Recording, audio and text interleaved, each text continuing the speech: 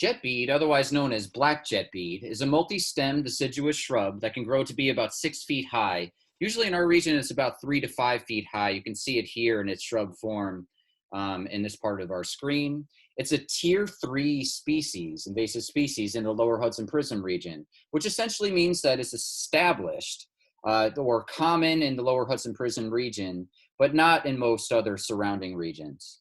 It's most conspicuous during its spring bloom. So during late April, early May, you'll start to see these white showy flowers that come out. It's also a member of the rose family. In terms of its history of introduction, it was introduced to the United States in 1866 from its native range in China, Japan, and Korea, and was brought over here for its ornamental value. Just an interesting fact that it was actually introduced by a man named George Robert Hall, who's a physician turned Oriental trader that was responsible for introducing a number of now common Japanese plants in our region, including Japanese maple and Japanese honeysuckle. In its native range of China and Korea, it grew on steep slopes in partial shade.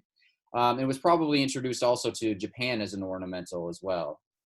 It was and still is a widely prized ornamental in the United States, but it has, like many of our invasive species, escaped cultivation in its initial purpose in being brought over here. It's now widespread in the northeastern and midwestern United States, and it's found in at least 23 states, as you can see in the map here. In terms of its ecology, habitat, and impacts, it can establish itself on roadside banks and in forest edges and the understory. It grows in full sun to full shade, but it does prefer full sun with moist, well-drained soils. If things get too dry, the foliage can become pretty tattered during periods of drought or stress. And it occupies a position in the forest understory that would normally support native understory shrubs, things like maple leaf viburnum or low bush blueberry. Once it's established, jetbead is established, it typically shades out these native plants in the ground layer and inhibits native tree generation. In terms of its reasons for invasion success, it's really adaptable to poor soils, various soil pHs, soil compaction. We talked about sun and shade tolerance. It's drought and also drought resistant and also tolerates salt and urban pollution.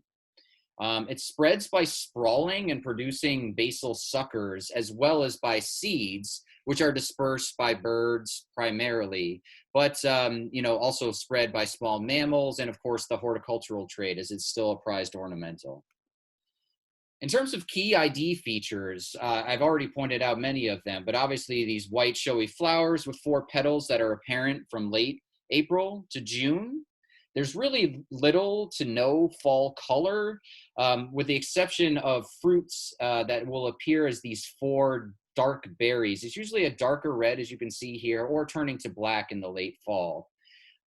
Its leaves are also quite distinctive. They're oppositely branched leaves, meaning that the leaves are coming off the stem at opposites here, and they have ribbed veins and are noticeably have elongated leaf tips. So those are some of the main key ID features.